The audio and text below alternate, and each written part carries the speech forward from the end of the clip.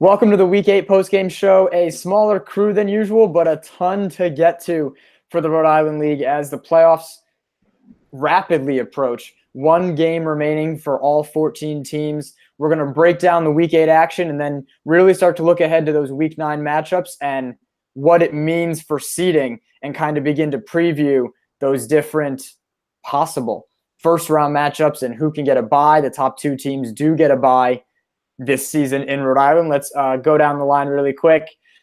Joining us, Fox, once again from his lovely podcast studio. Fox, what's up? Ready to break down some stuff from the closet. I wasn't going to do it, but he did it. Christian, what's up? How are we doing today, guys? Good. Very good. Let's start with the game of the week that lived up to the hype. We did have Ozone boys and the Duyes boys. I've been waiting to use the boys to men, mantra, I guess. But it was the Duyes boys who really brought it in that fourth quarter. I know, Fox said he caught the end of it. I was over there watching much of the game, and really first, to kick it off, credit to Ozone boys for sure. The Hogan brothers ran in with 2 minutes left. They were coming off a flight. They landed in Boston and made the last 2 minutes. And, I think they'll even say they didn't add too much, but still it was like a boost of energy for that team when they kind of came in. Jumping into a close game with 2 minutes to go, not ideal. So, being not warmed up. But that boost of energy definitely helped at a time when it appeared the Duyes boys were losing momentum, losing energy. They went on a huge run in the third quarter and fourth quarter. We'll kind of get to Fox and pick up where I leave off. But I was sitting over there watching, here comes the run. How's Ozone going to respond? Crowd's going crazy. Duyes boys' bench is going crazy. They're up 6, 8, 9 points in the fourth quarter, end of the third, early fourth. Ozone boys with a less than normal lineup than they were used to made a huge comeback, and then in the final minutes, not pretty. Duyes boys, and I'll kind of let Fox jump in here. Ozone boys with a turnover, Duyes boys with 2 chances to tie the game, one to win the game in the final seconds, and just both come up short. One by Kutu, one from Volpe. Fox, let's just go right to game was back and forth. Duyes made a run. Ozone came back. The final really 2 minutes. What stood out to you? So honestly, I only got to see the last 2 minutes, so that's really all I can expand on anyway. But even then, just those 2 minutes were really back and forth. Just who's going to pull away a little bit. The Duyes boys had the ball with whatever it was, 10 seconds, 15 seconds left, down 2, and I was like, this game's guaranteed going to overtime. Mm-hmm. That's what I thought was going to happen. I didn't think there was any shot they didn't get to the rack and score that, especially with all the athleticism they have. They've just got so many guys who can get to the rack. But the Ozone boys stood strong on defense, didn't let anything happen, got the big rebound after the shot went up, and they were able to hold on to it. And the Ozone boys really have been impressing me this season so far. Yep, we're going to get to Christian and the box scores in a second. Let me just touch on, so Kutu had a, let's say, 11-foot fadeaway with 20-something seconds left down to Ozone boys. Didn't have any timeouts, and they kind of hurry up and end up throwing it away with 13, 14, 15 seconds left. And then Vincent Volpe gets the ball and is really taking his time getting up the floor down 2 in that last possession. Ends up taking a step-back 3 when he may have had a step on the defender, and it's easy to kind of second guess that, but that's the time when you want to get going to the bucket, maybe get fouled to tie the game. Worst case, you miss with 7 seconds left to get to foul and at least make them make their free throws, kind of get 2 chances to tie or win the game. And just, the 3 that would have won it comes up short for the Duyes boys. The Ozone boys do hold on. Christian, we're going to bring up the box scores here, but, from afar, what's your takeaway? Yeah, so just from looking at the highlights and looking at the box score, just glaring that Zach Tartaglia was really nowhere to be found all game. 1 for 12, 2 points. It's like 20 points less than his average. He every game he's been putting up huge numbers, 25, 30 points a game. And I'm not sure if it was Jason who guarded him or Noah Berg, but either way, I knew that was going to be a tough matchup for him. I didn't assume it was going to be that tough, though. Very impressive defensive work by the Ozone boys, and to do it without the Hogan brothers, too. Obviously, maybe the second and third best players in the team. I mean, just to pull that one out, it's really something. You got to give them a lot of credit. They're better than I think everyone thought before. For sure. And this is that win. I don't want to cancel the call. Give me 1 second. This was the type of win that we've been talking about, right? Who is the Ozone Boys beaten? This is one of those wins, and with not even their full team, it adds to that, quality of win, if you will. And we'll kind of come back to that. But shout out to Noah Berg. I went up to him after the game and was like, I mess with you. I said it in a different, couple different words, but I mess with you. I mean, Shane was going at him, and Shane was being Shane. It's not like Shane was doing anything that he doesn't normally do, but it's just different with how different people react to it. And Noah was hitting shots in his face and kind of just playing, despite all the noise. Yeah. So, hey, it takes a different type of person to kind of zone that out, especially when you're shorthanded and the pressure's already on you to score, or your team is not going to score. So shout out to, Jason and Noah on the Ozone Boys. Let's go to another one of the close games from week 8. We'll go to Island Time and the Werewolves. We're going to move a little more quickly now so we can kind of get to some stuff and some playoff previews. But Fox, it is Island Time getting the 2-point win. Talk about comebacks. They made a little bit of a run there in the fourth, tied game with 5 to go. And then it was a Yarcy 3 that almost brought them back. Mike Wilbur, Jeff Winchell, Dexter Lou made some huge plays in the final minutes, and they hold on to get the win against a Werewolves team now that finds themselves. We're going to get to that, portion of the standings. Teams 5, 6, 7, 8, 9, all kind of bunching up. But Island Time, talk about a team that's rolling.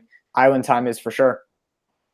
Yeah, especially as of late, Island Time has been very impressive. Just doing all the little stuff, making it so that they're able to win games. I mean, they haven't beaten any of the top tier teams, I would say.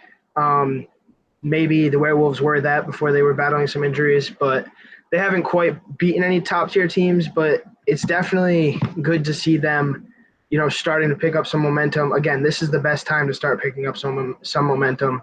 And you take a look at Jeff Winchell. He had 21 points, and he was guarding Brian Heston most of the game. And Brian only scored 19. 19 is still a good amount of points, but from somebody that's capable of going for 30 plus 40 points, that's a pretty good defensive showing, which has been huge for Island Time. For sure. And so Island Time improves to 4-4, and they're currently 5th in the standings, but we're going to go over, tiebreakers and all that stuff in a second. But they're in that cluster of 5 teams that sit at 4-4. So a big turnaround for Island Time. The Werewolves, another one of those teams that are 4-4. So Island Time does have the head-to-head tiebreaker there. Ozone Boys 6-2, having won 6 in a row, and the Duyays Boys also 4-4. So we're kind of touching on a lot of those 4-4 teams early. I think that's kind of it for the close ones. Let's go to Bucket Chasers Goodfellas. Christian is a known Goodfellas supporter. We'll bring him in on this one. Goodfellas, I know they're 3-5. I've been keeping an eye on them. A tough outing against the Bucket Chasers. We were talking about it. Kevin Figueredo had his way. I was over there for that game. The stats almost don't even support the impact he had on this game. Yeah, Kevin Figueredo, 30 points. And from what I saw in the highlights, he made it look pretty easy. He seemed to dominate inside all night, 16 rebounds. 14 for 20, extremely efficient. And when he shows up, they're a different team, really. They're a decent team when he's not there. But when he's there, you can really say that they're one of those top 6 teams in the league. And he's really a difference maker for them. And, of course, the Goodfellas, I had my rant last week. There's not really any more breath to put into it. Another awful showing. They started the game decent, 18 points, up by 4 after 1. And then after that, they only score about 32 points for the rest of the game. So, you're going to score that less. You're going to give up that many points. You're not going to win games in this league. That's just not going to happen, especially against a team that has as many talented players as the Bucket Chasers. Just can't happen. Yeah, and speaking of the Bucket Chasers, let me just point out 10 made threes as a team for them in week 8. And then when you throw in Kevin Figueredo doing what he does, cleaning the glass, attacking, getting those dunks, when they're making threes as a team, that's the balance. It's like a back-breaking threes because they're beating you down low, surge to the bucket for 2, and then other guys are hitting threes. It's huge for them. Got a couple blowouts to get to. Boom Shakalaka Boston Blazers. Boom Shakalaka 8-0. They do lock up the top seed because they have beaten the other 2 teams with 1 loss who will face off in week 9, Lob City and Good U. So Boom has that 1 seed and a bye locked up. The other 2 teams still playing for the bye.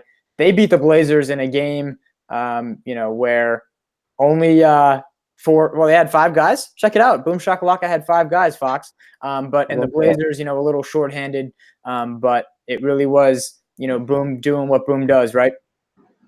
Yeah. So I mean, this game obviously ended up being a blowout, but up until the fourth quarter, this game was close. If you take a look at that fourth quarter, Boom outscored the Blazers 36-20. That's a ridiculous quarter. I mean, after the game, I got a chance to talk to Brandon Sweeney with the interview, and he pretty much just said they started off slow. The Blazers controlled the tempo, which I completely agree with, and then they started to play Boom Shakalaka's style of basketball at the end, and they were able to bounce back. And, I mean, they had 3 guys go for 28 points, which is kind of crazy, but they were just able to show out. Yeah, and you see the Blazers there, a day bright, really kind of causing some problems for Boom Shakalaka, but not enough as Boom 8-0, and that means the Blazers fall to 4-4. So they're now also in that pack. It's going to seem like every team is 4-4. That's because nearly half the league is 4-4. But let's move on. We will do Good U Stampede. Speaking of transitions, Good U and Lob City facing off in week 9. Both are 7-1. Good U and Lob City. And Good U able to take down the Stampede. More Ryan Palumbo, I know that for sure. And Good U, a big game in week 9 that can affect some things in the playoffs. What did they do in week 8, Christian? Good U kind of just came out of the gate real hot this week. After the first half, they were winning 41-17, and they just put the pedal to the metal. I think after last week, they were maybe a little bit annoyed with their performance. I mean, they lost to obviously what we think is the best team in the league, but I think they thought they were maybe a little bit more capable of what they showed out there, and Stampede got the worst end of that. Everyone on their team, at least 5 guys scored 14 or more points, which is very impressive. Extremely well-rounded team. We know everyone on their team can really get things done. That's why Good U's as good as they are. And then when it comes to the Stampede, man, it's just a lot of inefficient play. Lots of losses in a row, and it's just kind of due to that. I mean, they're just not taking smart shots. They're not playing well. Simple as that. Yeah, if I remember correctly, the Stampede started 2-0. They did, yeah. They're going the other way, having lost now 6 in a row. And so there they are, 2-6, with a chance to be the 12 seed. Far from what we thought earlier in the season of them. Speaking of the team that Good U will play in week 9, Lob City, they take down the Shady Dunkers, and huge first quarter, puts the game away early. Lob City being Lob City, no Aaron Gray, right? So that didn't help for the Shady Dunkers. Yeah, this game wasn't much of a game, really. I mean, Greg Holt went off for 42. He hit 7 threes. He couldn't miss. He was pulling up for 3 on fast breaks without setting his feet and just making them. It was crazy. It was just Lob City doing what Lob City does, exactly what you said. After the game, Mike just said it outright. He said, we're the best team in the league. So we'll see what happens come playoff time. They have to go prove it. Yeah, for sure. And let's just take a peek at the Shady Dunker stats really quick. Caleb Harris, Kenzie Marte. Yeah, leading the way, and no one else really able to contribute. And the last game, you guys can make fun of me. Basket Hounds, halfway crooks. Yeah. So first, before we get to that, let's do this. Lob City 7-1, like we talked about. Shady Dunkers 1-7, and depending on week 9, they're in that 13 seed spot. Moving ahead, the Halfway Crooks do get their second win, 2-6, the same record as the Stampede. If you remember, the Halfway Crooks did beat the Stampede, so if they both finish with the same record, that would be the tiebreaker. Basket Hounds 0-8 after losing to the Crooks, and we can bring up the box score. I'm not thrilled about it, but it was a dominant performance for the Halfway Crooks. I mean, come on, Joe. You couldn't even get into double-digit scoring. No. Didn't even step foot inside the three-point line. No, Nope. But all joking aside, obviously the Crooks, I mean, they dominated. Kevin out here with 37 points, Dylan with 28, Jared with the triple-double. Just everyone able to perform. Everyone able to perform. Blow that stat line out, man. But it was a good game. I mean, again, not much to talk about here. Yeah. Perfect. Nice and short. Love it. All right. Kind of what we expected. Yes. I think what many expected. So let's do this. Let's bring up these standings for you guys. So here's what it looks like right now with the team records heading into week 9. Now, again, the standings don't know the tiebreakers, so kind of have to give it some slack for that. Like I mentioned, the Halfway Crooks would technically be ahead of the Stampede if they finish with the same record, because when they played, the Halfway Crooks won head-to-head is that first tiebreaker. So we have all those 4-4 teams. If three or more teams finish with the same record, if one of those teams beat the other two, then that's the first tiebreaker head-to-head. If every team did not play every team that is tied, or if they all beat each other and there's no clear person who won head-to-head, it's going to be RPI as the tiebreaker, which takes into account your winning percentage, your opponent's winning percentage, and your opponent's winning percentage, and all of that is weighted to give you a number. It's a math equation, and then that's how we break the tie of more than 2 teams with the same record. So just to kind of give you some playoff stuff, and then we're going to look at week 9 and let the guys break down some of these matchups. Boom Shakalaka has locked up the 1 seed. The top 2 teams get a bye. Goodhue and Lob City play in week 9. The winner of that game very easily gets the 2 seed and a bye, so to the quarterfinals, which there you go. You want something to play for? There it is. The loser will almost likely be the 3 seed. Now you're saying, well, if the Ozone Boys win and one of those teams will have 2 losses, Goodhue did beat the Ozone Boys in week 1. So if Goodhue loses and the Ozone Boys win, that becomes a head-to-head tiebreaker. Goodhue's the 3 seed. Lob City loses, the Ozone Boys still have to win. But then it is a math equation between those 2 teams for the 3 and the 4. Neither get a bye, so not a huge deal. We then get into the logjam at 5, 6, 7, 8, and 9 of 4-4 teams. And the Goodfellas with a win in week 9 could get into that mix of 4-5, 5-4 teams. So we're going to look at the schedule in a second. Like I mentioned, Stampede and Crooks battling for 11 and 12. And if the Goodfellas lose and the Stampede or Crooks win, one of those teams could finish as high as 10. So let's bring up our schedule page, and we have our week 9 schedule as well as the playoff dates. So we talked about Goodhue and Lob City. Goodfellas and Blazers are in that 4-4, 3-5 mix we talked about. We mentioned Crooks and Boom, so Boom has stuff locked up. Will they let up? Probably not. It's a rivalry game, not expecting that. But the Crooks could use a win. Ozone Boys bucket chasers. Ozone Boys have almost stuff locked up. Werewolves and Stampede. Werewolves in that 4-4 mix that are going to need a win.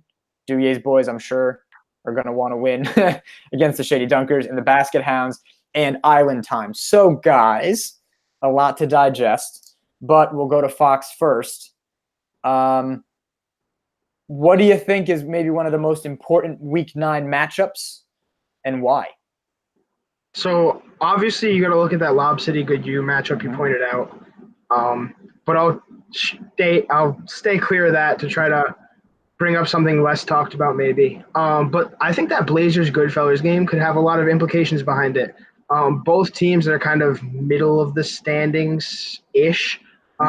Whereas the Blazers, if they win, can potentially move up. Goodfellas, same thing. So I think that game has a lot of playoff implications behind it. Yep. Christian? I'm actually looking towards the Ozone Bucket Chasers game Mhm. just because it's a real interesting matchup, I think. Noah Berg versus Kevin Figueredo, that's going to be a really good matchup in the post. And then I think actually guard play, they match up pretty equally as well. I definitely think Ozone's a little bit better, and I expect them to probably squeak out a win. But I think it could be a really interesting game. And of course, if Ozone loses, I mean, things really start to shake up in the standings there. RPI will definitely come into it, and who knows what seed people will start getting. That's true. Ozone, and I'm going to pull the standings back up here, almost can't. Yeah, Ozone's the lowest they can go is 4, but all of the math stuff for sure. We talked about the Bucket Chasers taking on the Ozone Boys, so maybe Bucket Chasers go to 4 and 5. Island Time seems to have a win, so they're going to maybe more than likely finish 5 and 4 against the Basket Hounds. Duyer's Boys, one of those 4 and 4 teams against the Shady Dunkers. We would expect them to win and be 5 and 4. Talked about the Werewolves and Stampede. Kind of liking the Werewolves' chances. They're going to be 5 and 4. So there's 3 teams right there that are all going to be tied more than likely. And that's if the Blazers. None of those 4 and 4 teams play each other is my point. So there's a lot of possibilities where they all can be 5 and 4. That kind of limits the amount of outcomes for the Goodfellas, who needs a win to get to 4 and 5, Right. and some losses to kind of creep up outside of 10. Let's bring these standings back up here real quick. As they sit right now, that's not our standings page. Oh, no. All right. I'm getting out of this then. As the standings sit right now, which of these teams and matchups in that first round do you guys like? So that means the 3 would take on the 14, the 4 would take on the 13, the 5-12, 6-11, like we talked about. So it'd be Bucket Stampede, 5-12, Island Time Crooks. That's a good one. 8-9 is always interesting. Blazers and Werewolves. 7-10, Duyers, Goodfellas, which rivalry game we just saw a couple weeks ago. Fox, which of those matchups do you like? I think that Island Time matchup could be really interesting. Island Time Crooks, Island Time Crooks, because Island Time has been hot, but the Crooks always seem to be just out of reach of a win whenever they manage to lose. They're not really getting blown out by many teams. They're always in it. Hate to give you all these props, Joey, but sometimes you got to give credit where it's due. But I think that would be a really good game to see, especially so early on in the playoffs. Mm-hmm. Christian? Yeah, I'm looking the same way, actually, but I'm thinking maybe that Island Time, once we do it all out, I'm thinking that might be Duyer's Boys, probably in that 5 spot. And I'm thinking Duyer's Boys versus Halfway Crooks is actually a great matchup as well, especially with all your big man play, all their guard play. It's a really intriguing matchup, and I think that could go either way easily. Yep. Let's say it now. I'd hate to play the Halfway Crooks in the first round. Sorry, guys. That's probably – no, but the size that we have is more consistent than guard play. And so that has nothing against Duyers. That just means that's, one of the reasons that we seem to be in every game, right? So in a one-and-done scenario, there's certain teams that rely on shooting, that rely on guards, where that maybe is hit or miss. Dunks are dunks, most times. And so in a one-and-done scenario, that's where it gets fun. Gets a March Madness feel in August, when the playoffs will start on Sunday, August 4th. Guys, we'll be back next week with those matchups finalized to preview the first round and the quarterfinals, because it's going to be a quick turnaround. Sunday, August 4th and Tuesday, August 6th. Good job, guys. That's been the Week 8 postgame show. Thanks for watching.